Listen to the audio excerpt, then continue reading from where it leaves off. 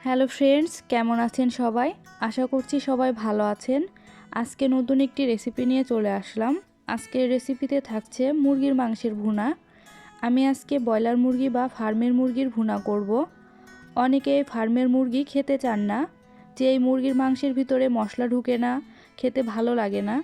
তো আমি আজকে যেভাবে এই মুরগির মাংসটি রান্না করব, আশা করছি আমার আজকের এই রেসিপিটি প্রথম থেকে শেষ পর্যন্ত দেখে আপনারা যদি একবার রান্না করে খেয়ে দেখেন তাহলে বারবার খেতে মন চাইবে। তো চলুন কথা না বাড়িয়ে আজকের এই রেসিপিটি শুরু করা যাক। আমি এখানে 1 কেজি পরিমাণ মুরগির মাংস রেগুলার যেভাবে রান্না করি সেভাবে কেটে ভালোভাবে ধুয়ে নিয়েছি। এখন মুরগির মাংসগুলোকে ম্যারিনেশন করে নেব। দিয়ে দিচ্ছি 1 চামচ পরিমাণ ধনিয়া গুঁড়া, দিয়ে দিচ্ছি 2 চামচ পরিমাণ জিরা গুঁড়া, দিয়ে দিচ্ছি লাল মরিচ গুঁড়া। যে যেমন ঝাল খাবেন সে অনুযায়ী দিয়ে দিবেন। আমি 2 চামচ পরিমাণ দিয়ে দিলাম। দিয়ে দিচ্ছি 1 চামচ পরিমাণ হলুদ গুঁড়া, দিয়ে দিচ্ছি 2 টেবিল চামচ পরিমাণ সরিষার তেল। এখন সব কিছু খুব ভালোভাবে হাতের সাহায্যে মাখিয়ে নিচ্ছি। সব কিছু খুব ভালোভাবে মাখিয়ে নিতে হবে যাতে করে প্রত্যেকটা মাংসে মশলাগুলো মিশে। এভাবে মাখিয়ে আমি আধা ঘন্টার জন্য রেস্টে রেখে দিব। আধা ঘন্টা পরে ফিরে আসলাম। চুলায় একটি প্যান বসিয়ে তেল গরম দিয়ে দিয়েছি। দিয়ে দিচ্ছি পেঁয়াজ কুচি। আমি এখন পেঁয়াজের বেরেস্তা ভেজে নেব।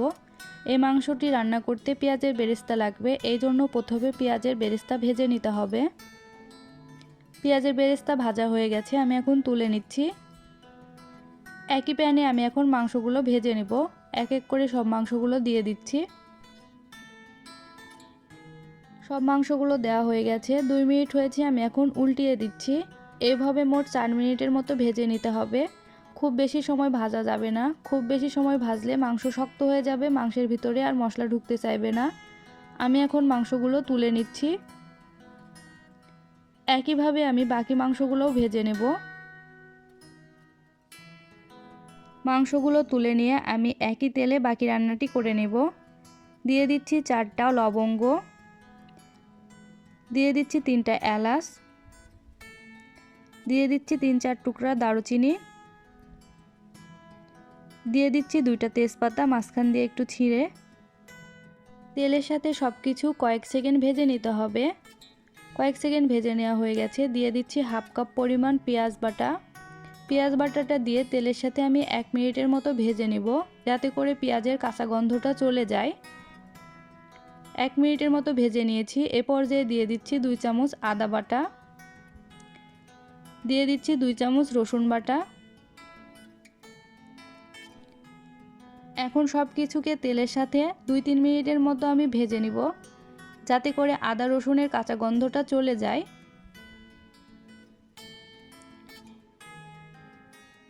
2-3 মিনিটের মতো ভেজে নেওয়া হয়ে গেছে। এ পর্যায়ে আমি আগে থেকে ভেজে রাখা মাংসগুলো দিয়ে দেব। মাংসগুলো দিয়ে নেড়ে চেড়ে মশলার সাথে খুব ভালোভাবে মিশিয়ে নিতে হবে। খুব ভালোভাবে মিশিয়ে নিয়েছি। এ পর্যায়ে সামান্য জল দিয়ে দিচ্ছি। আমি যে বাটিতে মাংস রেখেছিলাম সে বাটিটা ধুয়ে আমি সামান্য জল দিয়ে দিলাম। খুব ভালোভাবে আবারও মিশিয়ে নিচ্ছি। এখন দিয়ে দিচ্ছি স্বাদ মতো লবণ। লবণটা দিয়ে আমি এখন খুব ভালোভাবে নেড়েচেড়ে মিশিয়ে নিচ্ছি। মিশিয়ে নিয়ে 5 মিনিটের জন্য ঢেকে দিব। 5 মিনিট পরে ফিরে আসলাম, ঢাকনাটি খুলে নিচ্ছি। আবারও সব কিছু নেড়েচেড়ে মিশিয়ে নিচ্ছি। আমি এইভাবে ঢেকে ঢেকে 10 থেকে 15 মিনিটের মতো মাংসটি কষিয়ে নেব। মাংসটি 15 মিনিটের মতো কষিয়ে নিয়েছি। এ পর্যায়ে জল দিয়ে দিব। আমি এখানে মোট 1.5 কাপ পরিমাণ জল দিলাম। গরম জল দেওয়ার প্রয়োজন নেই, ঠান্ডা জল দিয়ে এই রান্নাটি করা যাবে। এখন নেড়েচেড়ে একটি ঢাকনা দিয়ে ঢেকে দিব 30 থেকে 35 মিনিটের মতো। আমি এইভাবে লো ফ্লেমে রান্নাটি করে নেব। এই রান্নাটি অবশ্যই লো ফ্লেমে করতে হবে। লো ফ্লেমে মাংস রান্না করলে মাংসের ভিতরে সব মশলাগুলো অনেক ভালোভাবে ঢুকবে, তখন মাংসটি খেতেও অনেক ভালো লাগবে। হাই ফ্লেমে রান্নাটি করলে মাংসটি অনেক তাড়াতাড়ি হয়ে যাবে এবং মাংসের ভিতরে কোনো মশলা ঢুকবে না, তখন খেতে আর ভালো লাগবে না। মাঝে মধ্যে ঢাকনা খুলে নেড়ে দিতে হবে যাতে করে নিচে লেগে না যায়। আমি প্রায় 25 মিনিটের মতো রান্না করে নিয়েছি। এ পর্যায়ে দিয়ে দিচ্ছি 1 টেবিল চামচ লেবুর রস। লেবুর রসটা দিলে মাংসটি খেতে অনেক ভালো লাগবে, তাই চেষ্টা করবেন লেবুর রস দেওয়ার। এখন নেড়ে চেড়ে মিশিয়ে নিচ্ছি। মিশিয়ে নেওয়া হয়ে গেছে। এ পর্যায়ে আমি দিয়ে দিব 3-4টি কাঁচামরিচ, দিয়ে দিচ্ছি কিছুটা পরিমাণ বেরেস্তা। পেঁয়াজ বেরেস্তাটা দিয়ে এখন ঢাকনা দিয়ে ঢেকে দিব 5 মিনিটের জন্য। 5 মিনিট পরে ফিরে আসলাম, ঢাকনাটি খুলে নিচ্ছি। এখন দিয়ে দিচ্ছি 1/2 চামচ পরিমাণ গরম মশলা গুঁড়া।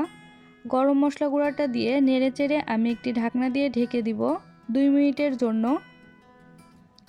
2 মিনিট পরে ফিরে আসলাম। দেখুন মাংসটি রান্না হয়ে গেছে, দেখতে কতটা লোভনীয় হয়েছে, খেতেও অনেক ভালো হয়েছে। আমি এখন চুলা থেকে নামিয়ে নিচ্ছি। মাংসটি চুলা থেকে নামিয়ে নিয়ে একটি সার্ভিং ডিশে সার্ভ করছি। ব্রয়লার মুরগির মাংসের ভুনা এভাবে করলে খেতে অনেক ভালো লাগে। আশা করছি আমার আজকের এই রেসিপিটি আপনাদের কাছে অনেক ভালো লেগেছে।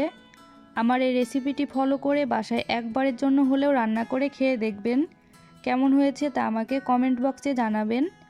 আমার এই রেসিপিটি যদি ভালো লেগে থাকে তাহলে আমার চ্যানেলটি সাবস্ক্রাইব করে আমার সাথেই থাকবেন, যাতে করে নতুন কোনো ভিডিও দেওয়ার সাথে সাথে নোটিফিকেশন পেয়ে যান। আজকের মতো এই পর্যন্তই। সবাই ভালো থাকবেন, সুস্থ থাকবেন। দেখা হবে নতুন কোনো ভিডিওতে।